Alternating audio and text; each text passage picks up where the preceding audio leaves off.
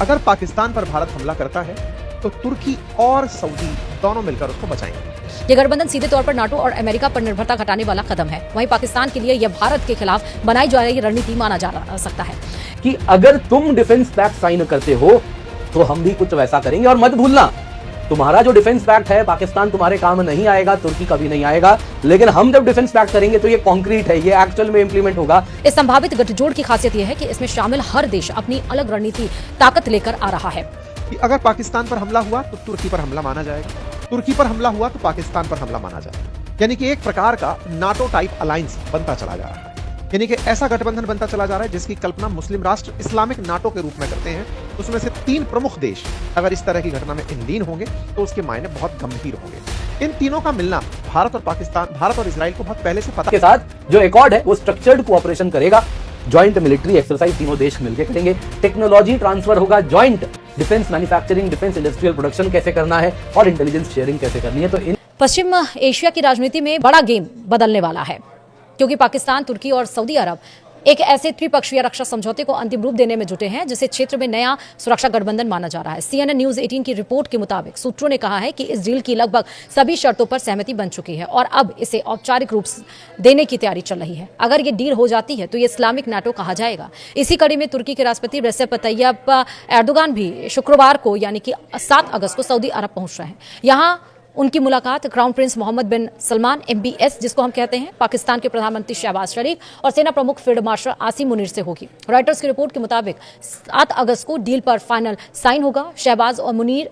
6 अगस्त को ही सऊदी पहुंच चुके हैं, जिससे साफ है कि बातचीत अब निर्णायक दौर में है। यह गठबंधन सीधे तौर पर नाटो और अमेरिका पर निर्भरता घटाने वाला कदम है। वहीं पाकिस्तान के लिए यह भारत के खिलाफ बनाई जा रही रणनीति माना जा सकता है। इस संभावित गठजोड़ की खासियत यह है कि इसमें शामिल हर देश अपनी अलग रणनीति ताकत लेकर आ रहा है। सऊदी अरब आर्थिक संसाधन और क्षेत्रीय प्रभाव प्रदान करता है। तुर्की रक्षा तकनीक और ड्रोन क्षमताओं के लिए जाना जाता है, जबकि पाकिस्तान सैन्य अनुभव और ऑपरेशनल क्षमता के साथ इस गठबंधन को मजबूत बनाता है। इतना नहीं, इस ग्रुप की सबसे बड़ी ताकत पाकिस्तान ही है, जिसके पास परमाणु बम है। यानी यह सिर्फ एक समझौता नहीं बल्कि 3 अलग अलग क्षमताओं को एक साथ जोड़कर एक समन्वित सुरक्षा ढांचा तैयार करने की कोशिश है। यह ध्यान देने वाली बात है कि पाकिस्तान की तरफ से सिर्फ प्रधानमंत्री नहीं बल्कि सेना प्रमुख आसिम मुनीर खुद बातचीत में शामिल हैं, जो दिखाता है कि यह डील पूरी तरह से सैन्य केंद्रित है, न कि सिर्फ कूटनीतिक। जानकारी के अनुसार इस समझौते के तहत तीनों देश संयुक्त सैन्य अभ्यास करेंगे, रक्षा तकनीकी साझा करेंगे और हथियार निर्माण में भी सहयोग बढ़ाएंगे। साथ ही खुफिया जानकारी के आदान प्रदान को भी औपचारिक रूप दिया जाएगा। यह ढांचा पहले से मौजूद पाकिस्तान सऊदी रक्षा सहयोग को आगे बढ़ाते हुए अब तुर्की को भी इसमें शामिल करेगा, जिससे यह एक त्रिपक्षीय सुरक्षा तंत्र बन जाएगा। साथियों, आज के इस सेशन में एक से बढ़कर एक खबरें, लगभग 5 ऐसी डिफरेंट खबरें हैं जो किसी एक बहुत बड़ी हलचल की निशानी दे रही हैं। सबसे पहली खबर को अगर आप डिकोड करें तो खबर यह है कि अगर पाकिस्तान पर भारत हमला करता है तो तुर्की और सऊदी दोनों मिलकर उसको बचाएंगे। कि अगर पाकिस्तान पर हमला हुआ तो तुर्की पर हमला माना जाएगा, तुर्की पर हमला हुआ तो पाकिस्तान पर हमला माना जाएगा। यानी कि एक प्रकार का नाटो टाइप अलायंस बनता चला जा रहा है। यानी कि ऐसा गठबंधन बनता चला जा रहा है जिसकी कल्पना मुस्लिम राष्ट्र इस्लामिक नाटो के रूप में करते हैं। उसमें से 3 प्रमुख देश अगर इस तरह की घटना में इनलीन होंगे तो उसके मायने बहुत गंभीर होंगे।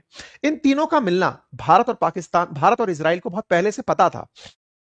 इसीलिए अगर आपको याद हो तो नेतन्याहू और प्रधानमंत्री जी की जो मुलाकात थी, जिसमें एक हेक्सागन बनाने की बात हुई थी, जिसमें ग्रीस था, साइप्रस था, इजराइल था, भारत था और UAE था, इन देशों को मिलकर के तुर्की और पाकिस्तान के सामने इकट्ठा होकर प्लान करना था। इसी की याददाश्त में प्रधानमंत्री को कल नेतन्याहू का फोन आता है। बातचीत होती है, वेस्ट एशिया के बारे में अपडेट दिया जाता है। हेडलाइन बनती है कि नेतन्याहू का कॉल आया है। मतलब देख रहे हैं आप समीकरण कैसे बदलते चले जा रहे हैं। समीकरण साथ साथ गुटबंदी के बनते चले जा रहे हैं। अब तक सऊदी, पाकिस्तान, तुर्की, इनके बीच कोई गठबंधन नहीं था, ना ही भारत इजराइल इनके बीच कोई ऐसी पैक्ट थी कि हां हम साथ मिलकर के किसी से जंग लड़ेंगे। ऐसा कुछ नहीं था, सबके अपने पर्सनल गेन्स थे। लेकिन गुटबंदी होना शुरू हो रही है। इसी गुटबंदी में एक और कारण निकला इजराइल के प्रधानमंत्री का भारत के प्रधानमंत्री से बात करने का कि UAE, पाकिस्तान समेत 8 इस्लामिक देशों ने इजराइल के ऊपर आरोप लगाया है कि इन्होंने गाजा पीस प्लान भी नहीं होने दिया। गाजा पीस प्लान की कहानी क्या है? असल मायने में अभी 4 दिन पहले ही ट्रंप ने यह अनाउंस किया था कि हमास तैयार हो गया है कि अब वो हथियार छोड़ देगा। दोस्तों, सवाल बहुत सारे पूछे जा रहे हैं क्योंकि आप यहां पे देख सकते हैं रॉयटर्स का ये रिपोर्ट सामने आया है। तुर्की, Saudi Arabia, Pakistan joint defence agreement Saudi Arabia में फ्राइडे यानी आज साइन करने वाले हैं, अगस्त 7। यानी आज का ये न्यूज है। दोस्तों आप देख सकते हैं पाकिस्तान, सऊदी अरेबिया, तुर्की डिफेंस पैक्ट जिसके द्वारा इस्लामिक नेटो बनाया जाएगा वो साइन होने वाला है। आप देख भी सकते हैं पाकिस्तान पीएम शहबाज शरीफ, आसिम मुनीर दोनों ही सऊदी अरेबिया पहुंच भी गए हैं। वैसे ही तुर्किश प्रेसिडेंट अर्दोगान वो भी सऊदी अरेबिया आज पहुंचने वाले हैं और इसके साथ इशारे यही हो रहे हैं कि इस प्रकार का डिफेंस पैक्ट होने भी वाला है। मत भूलिएगा कल की बात है, बेंजामिन नेतन्याहू जी ने पीएम मोदी को कॉल भी किया था, जिसमें अगर आप देखें तो हमने चर्चा की India Israel special strategic partnership पर, और साथ ही साथ पीएम मोदी ने कहा यह और मजबूत होता जा रहा है। इस पे हमने रिव्यू किया गया जो प्रोग्रेस हो चुका है और अलग अलग जो एस्पेक्ट्स हैं India Israel special strategic partnership के, उसकी ओर। क्या ये कुछ मैसेज है कि अगर तुम डिफेंस डील कर रहे हो, डिफेंस पैक्ट कर रहे हो, तो हमारे भी India Israel special strategic partnership के कुछ अलग अलग एस्पेक्ट्स हैं जिनमें क्या प्रोग्रेस रीच हुआ है उस पर चर्चा हुई है। साथ साथ हमने वेस्ट एशिया में करंट सिचुएशन क्या है उस पर व्यूज भी एक्सचेंज किया। दोस्तों ये एक क्रिप्टिक मैसेज है, सऊदी अरेबिया को मैसेज दिया जा रहा है कि अगर तुम डिफेंस पैक्ट साइन करते हो तो हम भी कुछ वैसा करेंगे, और मत भूलना तुम्हारा जो डिफेंस पैक्ट है पाकिस्तान तुम्हारे काम नहीं आएगा, तुर्की कभी नहीं आएगा, लेकिन हम जब डिफेंस पैक्ट करेंगे तो ये कॉन्क्रीट है, ये एक्चुअल में इंप्लीमेंट होगा।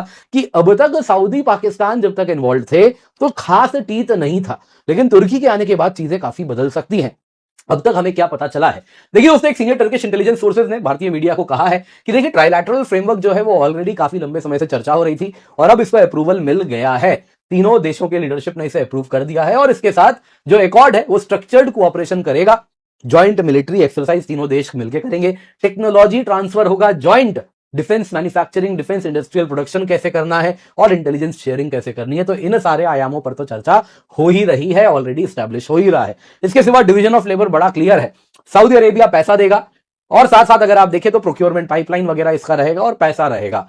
फिर तुर्की आएगा जिसके पास वो कहता है मेरे पास मिलिट्री टेक्नोलॉजी है, तो जो ड्रोन्स हैं, यूएवीज हैं, वो सब आप उस पैसे से बना पाएंगे। NATO standard defence industrial base है, मैन्युफैक्चरिंग कैपेसिटी है, तो वो सब वो बनाएंगे। और फिर आता है दोस्तों पाकिस्तान, वो क्या देगा, वो अपनी छतरी लेके आएगा, बोलेगा कि हम न्यूक्लियर डिटरेंस लेकर के आते हैं। अब तक क्लियर नहीं है क्या सऊदी को न्यूक्लियर अम्ब्रेला मिला है, नहीं मिला है, लेकिन एटलीस्ट शगुफे तो यही छोड़े जा रहे हैं। वो कन्वेंशनल फोर्स भी भेजने को पाकिस्तान तैयार नहीं है, जब सऊदी पे मिसाइल चल रहा था ईरान से, लेकिन है ना जो गप हाकी जा रही है कि वो न्यूक्लियर अम्ब्रेला भी दे रहा है, सऊदी पे न्यूक्लियर बॉम्ब चलाओगे तो बदले में पाकिस्तान चलाएगा और फिर मिट्टी में मिल जाएगा सामने वाला, इतना उस पे न्यूक्लियर बॉम्ब चलाएगा। तो क्या पाकिस्तान वैसा कर सकता है? लेकिन एटलीस्ट चूरन तो यही बेचा जा रहा है कि न्यूक्लियर डिफेंस कैपेबिलिटीज बढ़ रही हैं। वैसे ही आप देखें तो यहाँ पे वो कहता है कि हमारा कन्वेंशनल फोर्सेज इतना बड़ा है, बैटल टेस्टेड है, तो वो सब भी हम दोस्तों यहाँ पे ये भी कहा जा रहा है यूएस ईरान कन्फ्लिक्ट से ये पूरा का पूरा प्रोसेस तेज हो गया है। काफी लंबे समय से चर्चा देखिए इस पर हो रही थी, लेकिन कहा जा रहा था ऑनबोर्ड नहीं हो पा रहे हैं, लेकिन अब चीजें उस तरफ बढ़ रही हैं। दोस्तों ये इस्लामिक नेटो बनेगा तो इसका क्या प्रभाव होने वाला है? देखिए सबसे पहले वेस्ट एशिया में अगर आप देखें तो जो यूएस जो कि अब तक प्राइमरी सिक्योरिटी प्रोवाइडर था, जो कि अनसर्टेन रहा है, खास भरोसेमंद नहीं रहा है, तो उसके ऊपर सऊदी अरेबिया की डिपेंडेंसी कम होगी, तो वो सबसे बड़ा उसके लिए बेनिफिट है। दूसरा, सऊदी पैसा देगा, तुर्किश ड्रोन्स एंड टेक्नोलॉजी आएगी, इंडस्ट्रियल कैपेसिटी आएगी, Pakistani nuclear muscle, conventional muscle आएगा। तो इस तरीके से अगर आप देखें तो वहां पे ईरान हो गए, उसके प्रॉक्सीज हो गए, उसके खिलाफ सऊदी को एक बड़ा मजबूत डिटरेंट मिलता है। पोटेंशियल एक्सपेंशन भी है, ऐसी भी बात हो रही है। कतर, इजिप्ट जो कि आपको बताया था R4 या रीजनल 4 ग्रुप बनता है, इनके साथ वो भी इसका हिस्सा बन सकता है, तो कल को हो सकता है वो भी इसमें आ जाए।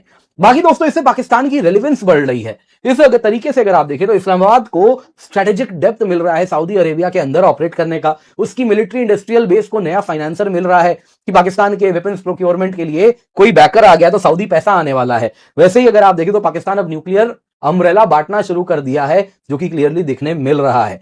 दोस्तों इससे क्या है कि पाकिस्तान तुर्की डिफेंस एक्सेस मजबूत होता है, बैरक्तार ड्रोन्स, वैसे ही corvettes, F-16 modernisation support already तुर्की से पाकिस्तान को दिया जा रहा था। प्रॉब्लम यह थी पाकिस्तान के पास पैसा नहीं था, तो अब सऊदी कैपिटल आ गया है, तो इस वजह से गल्फ कैपिटल का इसमें आने से ये पूरी की पूरी अगर आप देखें सिस्टम मजबूत होती हुई दिख रही है। अब यहां पे दोस्तों अगर आप भारत की बात करें तो चैलेंज भी है।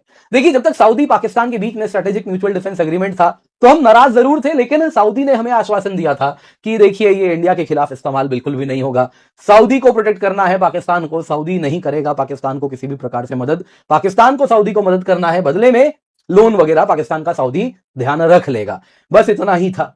लेकिन इसमें दोस्तों एक अंडरलाइंग फैक्टर भी था, पाकिस्तान के साथ भले सऊदी करीब आ रहा था, लेकिन सऊदी और भारत के बीच में फिर भी संबंध क्लोज रहे हैं, करीबी रहे हैं, जिसमें एनर्जी सिक्योरिटी है, बहुत बड़ा उनका एनर्जी के हम बायर हैं। वैसे ही अगर आप देखें तो लार्ज स्केल इन्वेस्टमेंट भी उनका हमारे यहाँ है, स्ट्रेटेजिक पार्टनरशिप है, काउंटर टेरर कोऑपरेशन है, पीपल टू पीपल टाइज है, जिस वजह से कहीं ना कहीं सऊदी पाकिस्तान, जो सऊदी ने आश्वासन दिया था, हम उसे एक्सेप्ट कर रहे थे।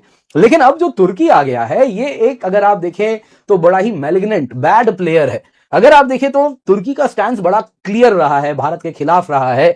अगर आप देखें तो पाकिस्तान को फुल तरीके से सपोर्ट करता है, कश्मीर स्टैंड में अगर आप देखें तो पाकिस्तान के साथ खड़ा रहता है, भारत के खिलाफ आवाज उठाता है। तो यहां पे सऊदी के साथ जो ट्रस्ट है वो तुर्की के साथ नहीं है, जिस वजह से भारत अब ये जो ट्राइलैटरल ग्रुपिंग हो रही है इसको लाइटली नहीं लेने वाला। सऊदी तक फिर भी हम इग्नोर कर सकते थे, लेकिन अब सऊदी के साथ भी रिश्ते प्रभावित होंगे, क्योंकि सऊदी सिर्फ पाकिस्तान नहीं, अब तुर्की के साथ भी इस प्रकार का ट्रीटी साइन कर रहा है। तो अगर इसमें म्यूचुअल डिफेंस क्लॉज आया तो संबंध खराब होंगे। फिलहाल देखिए क्या क्लॉज आएगा, नहीं आएगा तो समय बताएगा, आज थोड़ी देर में पता भी चल जाएगा। लेकिन अगर वो आया तो सऊदी के साथ भी रिश्ते भारत के बेहद खराब होंगे।